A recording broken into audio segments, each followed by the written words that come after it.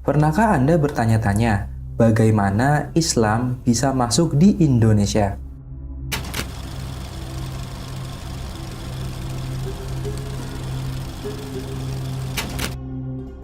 Survei pada tahun 2010 menunjukkan bahwa Indonesia adalah negara dengan penduduk muslim tertinggi di dunia.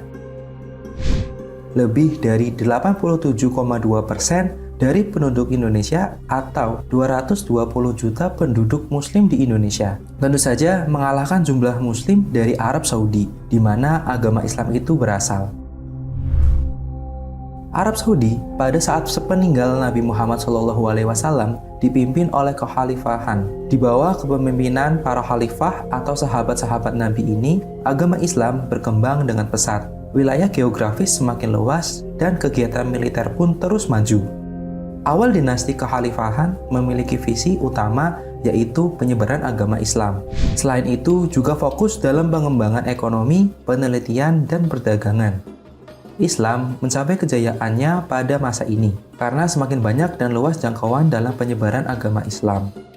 Penyebaran agama Islam dilakukan melalui misi perdagangan, sehingga dengan mudah menyebar sampai ke Samudra Hindia dan Atlantik. Dari sinilah Islam masuk ke Indonesia.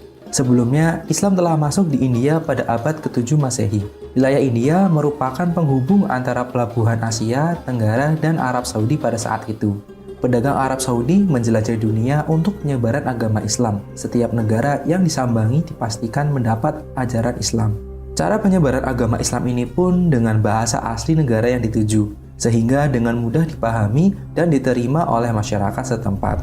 Dinasti Abbasiyah pernah masuk ke Indonesia pada awal abad ke-8 Masehi. Saat itu belum menyebarkan agama Islam kepada pedagang Indonesia.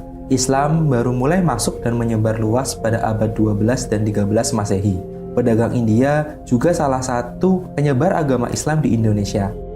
Islam diyakini masuk ke Indonesia melalui pantai utara Sumatera. Setelah masuknya Islam di Indonesia, kaum Sufi kemudian menyebarkan Islam ke penjuru Nusantara. Seperti yang telah kita ketahui, Indonesia pada zaman dahulu adalah negara kerajaan. Ada masa di mana Indonesia memiliki kerajaan-kerajaan Islam. Kerajaan Islam yang pertama kali berdiri adalah Samudra Pasai.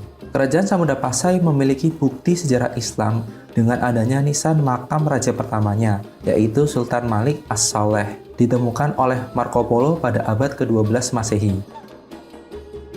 Sejarawan dari Cina menyebutkan bahwa Islam yang masuk di Indonesia sebagian berasal dari Timur atau Arab Saudi dengan paham tasawuf. Penyebaran Islam meluas hingga Malaka.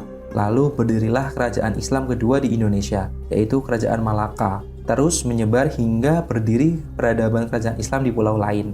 Masuknya Islam ke Pulau Jawa banyak didorong oleh Muslim Cina. Mereka membantu Kerajaan Malaka dalam proses penyebaran Islam di Indonesia, khususnya memasuki Pulau Jawa, di mana Kerajaan Majapahit saat itu sedang dalam masa krisis. Muslim Cina turun tangan dalam hal perdagangan, militer, dan keperluan lainnya. Muslim Tiongkok didirikan di beberapa daerah di Jawa dan Sumatera guna memperluas dan mempermudah dalam penyebaran agama Islam. Hal tersebut menggeser kerajaan-kerajaan Hindu-Buddha yang telah lebih lama ada di Indonesia, namun tidak menimbulkan konflik yang berarti pada saat itu. Umat Hindu-Buddha menerima datangnya agama Islam yang dibawa oleh para pedagang-pedagang Muslim dari India. Umat Hindu-Buddha menerima datangnya agama Islam yang dibawa oleh pedagang-pedagang Muslim dari India, Arab, dan Cina itu. Banyak di antara mereka yang akhirnya menjadi mu'alaf.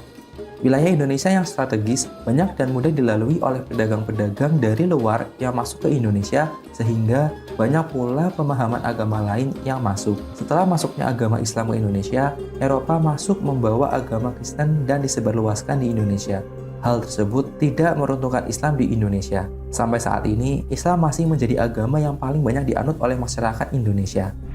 Indonesia dengan berbagai macam budaya, etnis, dan agama yang ada di dalamnya menciptakan satu ideologi untuk bisa dijadikan pegangan oleh masyarakat untuk saling hidup berdampingan, hidup rukun, menghargai sesama dan toleransi atas kepercayaan yang dianut oleh setiap masyarakat. Sehingga sampai saat ini, Indonesia dengan Pancasila masih menjadi negara yang damai dengan berbagai latar yang ada di belakangnya.